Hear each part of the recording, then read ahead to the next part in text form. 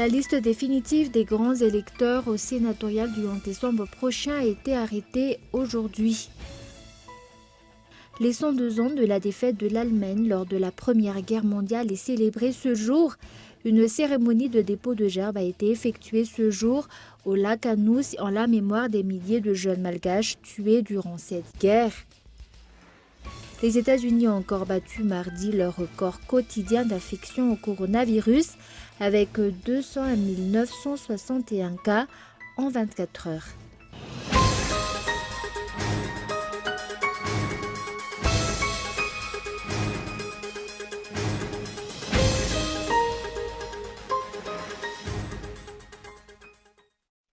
Bonsoir à tous et bienvenue dans cette édition du journal en version française sur Cool TV. À la une aujourd'hui, les 102 ans de la défaite de l'Allemagne lors de la Première Guerre mondiale est célébrée ce jour. Une cérémonie de dépôt de gerbes a été effectuée au lac Anous en la mémoire des milliers de jeunes malgaches tués durant cette guerre. Les détails dans ce reportage. 11 novembre 1918, 11 novembre 2020, cela fait 102 ans que la Première Guerre mondiale, qui a vu la participation de plus de 40 000 soldats malgaches, a pris fin. Cet effectif a augmenté durant la Seconde Guerre mondiale, avec 50 000 soldats malgaches au front.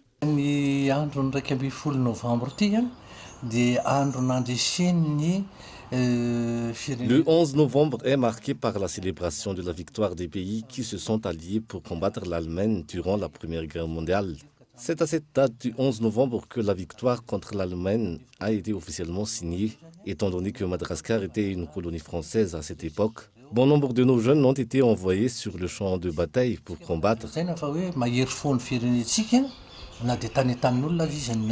Le rapatriement des ossements des soldats malgaches tués durant ces guerres doit être exigé, selon les explications. Plusieurs centaines de soldats malgaches ont perdu lors de ces deux guerres mondiales. Mais malheureusement, le reste sont retenus en France alors que ce sont également nos héros. Le gouvernement actuel devrait penser au rapatriement des ossements de nos héros en regard aux valeurs et traditions malgaches. Comme tous les ans, ce jour, le ministère de la Défense nationale, l'ambassade de France à Madagascar, ainsi que d'autres autorités du pays ont observé une cérémonie de dépôt de gerbes en la mémoire des milliers de jeunes malgaches tués durant ces deux guerres.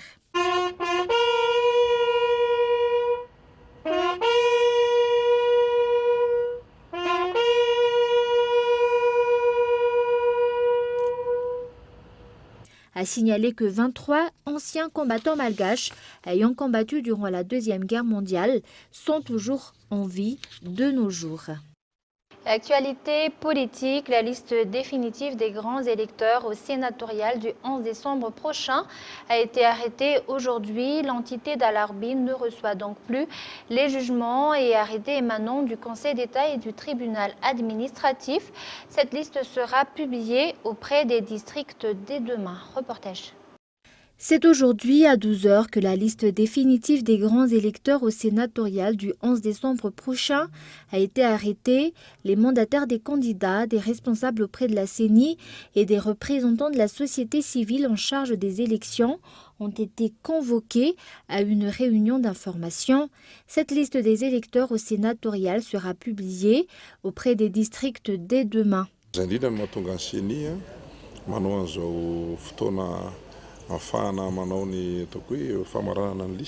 Nous avons convoqué à cette réunion les mandataires des candidats et des représentants de la société civile en charge des élections, car la loi stipule qu'ils sont membres de droit de la commission d'arrêtage de la liste électorale.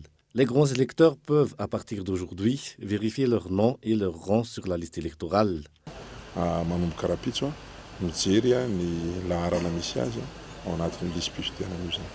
Parmi les 1695 communes dans tout Madagascar, certains grands électeurs ont dû être raillés de la liste à l'issue des jugements et arrêtés émis par le Conseil d'État et le tribunal administratif.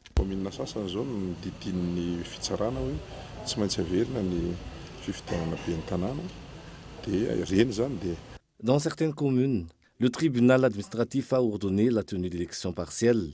Automatiquement donc, Ces communes ne seront pas représentées par leurs grands électeurs lors de prochaines sénatoriales. Les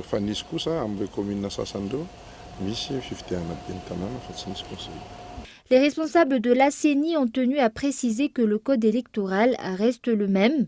De ce fait, seuls les grands électeurs inscrits sont convoqués aux urnes le 11 décembre prochain.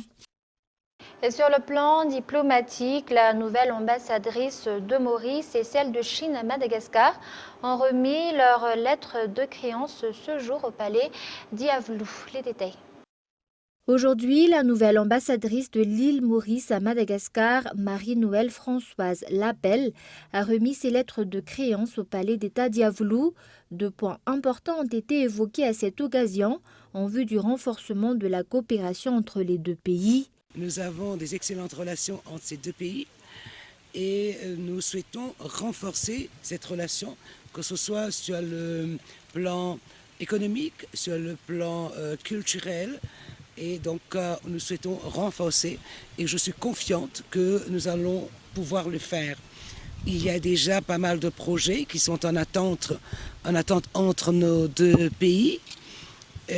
Donc sur économique, il y a la zone de textile à Mooramang par exemple, il y a le projet, quand il s'agit de l'économie culturelle, nous avons le projet du musée intercontinental de l'esclavage où Madagascar serait d'une grande aide pour mettre en place ce musée qui, nous souhaitons, le projet, ce n'est pas de rester figé dans le passé, mais la réhabilitation de l'histoire. Madagascar a toujours une histoire riche, que ce soit culturellement, avant l'esclavage. Donc il ne faut pas qu'on oublie, hein, c'était un pays très riche et comme vous savez aussi probablement, Madagascar est un pays de peuplement de l'île Maurice. Donc je me réjouis d'être ici dans ce pays de peuplement. Également, la nouvelle ambassadrice de Chine, Guo Xiaomei, a présenté les documents relatifs à sa désignation à cette fonction dans la Grande Île. Elle a rappelé que le renforcement des relations est important, surtout en ces temps de lutte contre le Covid-19.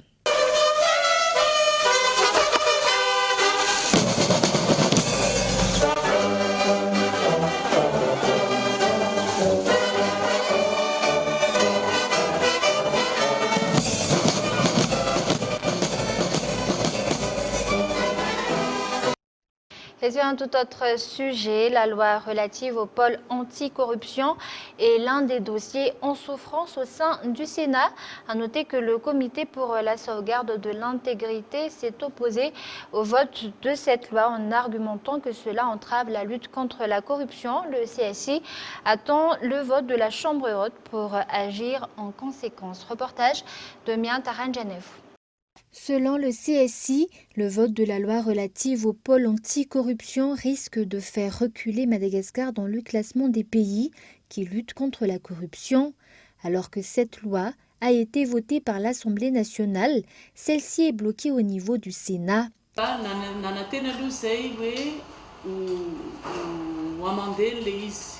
Nous avions espéré que cette loi scélérate sur le PAC allait être amendée ou rejetée pour qu'elle soit de nouveau réexaminée au niveau du Parlement durant cette session ordinaire. Malheureusement, étant donné que le Sénat actuel n'entre pas en session, alors ce réexamen va devoir attendre le Sénat de la prochaine législature. La loi 2016-021 reste ainsi en vigueur en attendant la promulgation de la nouvelle loi. Parmi les articles supprimés dans la loi relative au PAC figure le traitement des délits et crimes économiques. Selon les explications, cela représente un danger pour la lutte contre la corruption et pour le développement de Madagascar. Les scores obtenus par chaque pays sont attribués en fonction des indices de perception de la corruption sur son territoire. Nous avons alors à cœur de décortiquer les indices de Madagascar. C'est entre autres grâce à l'amélioration de notre note en matière de lutte contre la corruption que nos chances de pouvoir attirer des bailleurs et des investissements augmenteront. Aujourd'hui, comme chaque année, le CSI a présenté son rapport annuel 2019. Selon ce comité, La bonne gouvernance est effective à Madagascar grâce aux diverses stratégies nationales allant dans ce sens. Il a affirmé qu'un travail de longue haleine l'attend dans la lutte contre la corruption. Et avant de passer aux actualités internationales, la stratégie de relance de la compagnie Air Madagascar sera connue avant la fin de cette année. Cette stratégie est actuellement en cours de peaufinage par les techniciens concernés. Les détails. Suite à la réunion des collaborateurs au sein d'Air Madagascar le 16 septembre dernier, le plan de relance de la compagnie aérienne malgache sera connu avant la fin de cette année. La nouvelle équipe de l'administration d'Air Madagascar sera constituée ultérieurement. Le business plan pour la relance de Madagascar est en cours d'élaboration et les actionnaires et collaborateurs se réunissent durant un atelier chaque semaine. Notre stratégie ne sera fixée que vers la fin de ce mois. C'est la raison pour laquelle, entre autres, nous ne pouvons pas encore désigner un directeur général. Selon toujours les explications, la relance en général sera confiée à une équipe spécialisée. Les responsables désignés pour la conduite de cette stratégie de relance de la compagnie seront des experts dans le domaine de l'aviation ou des consultants internationaux en la matière. Les autres sont, quant à eux, d'anciens directeurs de sociétés s'étant groupés au sein d'un cabinet. C'est à l'issue de toutes ces procédures qu'il sera décidé si Air Madagascar aura besoin de faire appel à d'autres partenaires stratégiques, à part l'État malgache et la CNAPS ou non. Et nous passons maintenant aux actualités internationales. Les États-Unis ont encore battu mardi leur record quotidien d'infection au coronavirus avec 201 961 cas en 24 heures, selon les données compilées par l'université Johns Hopkins. 1 million de cas en 10 jours et 62 000 personnes hospitalisées. Reportage de France 24. Un épais brouillard, le cortège présidentiel remonte les Champs-Élysées désertés. À défaut d'une obligation imposée par les autorités, ce sont des volontaires qui prêchent la bonne conduite à tenir.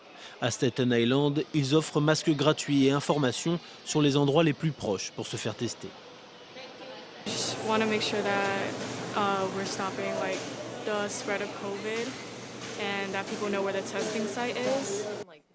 Dans ce quartier de New York, les contaminations sont en hausse. Le nombre de cas a dépassé les 10 millions sur l'ensemble du territoire, ce qui fait des États-Unis le pays le plus touché au monde.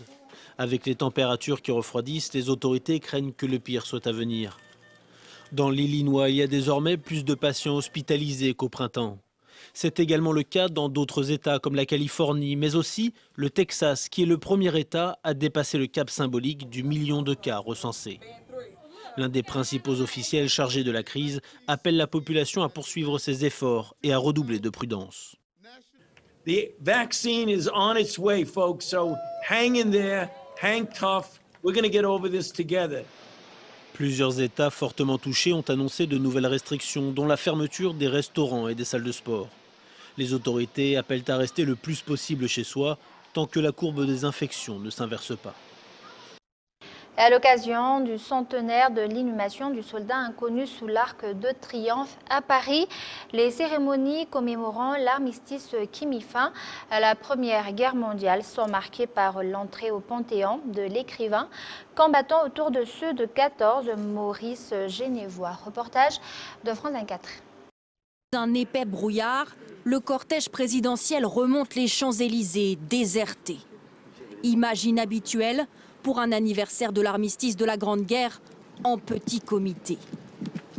Emmanuel Macron s'avance vers la tombe du soldat inconnu et ravive la flamme. Il y a 100 ans jour pour jour, ce dernier était inhumé sous l'Arc de Triomphe. Rapide salutation aux quelques représentants dans l'assistance, Nicolas Sarkozy ou encore François Hollande qui en profite pour interpeller le président. Ça va ? C'est trop dur en ce moment ? Difficile. Crise sanitaire oblige, pas de public dans les rues parisiennes, mais à Marseille, quelques-uns ont tenu à assister à cette cérémonie, attestation en poche et bleuet en boutonnière.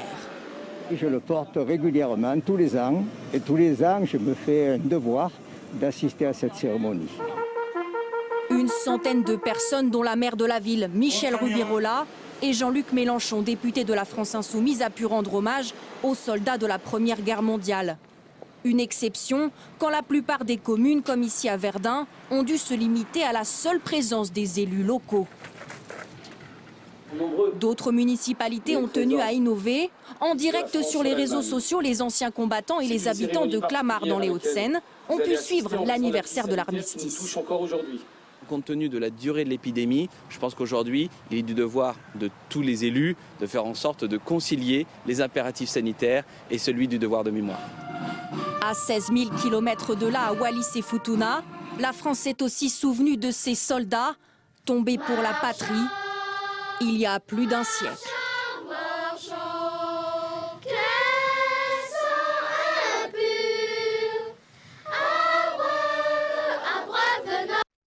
Et avant de se quitter, un rappel des grands points de ce journal. La liste définitive des grands électeurs au sénatorial du 11 décembre prochain a été arrêtée aujourd'hui. Et les 102 ans de la défaite de l'Allemagne lors de la Première Guerre mondiale est célébrée ce jour. Une cérémonie de dépôt de gerbes a été effectuée au lac Anous en la mémoire des milliers de jeunes malgaches tués durant cette guerre. Et les États-Unis ont encore battu mardi leur record quotidien d'infection au coronavirus avec 201 961 cas en 24 heures. Et voilà, c'est la fin de cette édition. Merci de l'avoir suivi. Je vous donne rendez-vous demain à la même heure. Au revoir.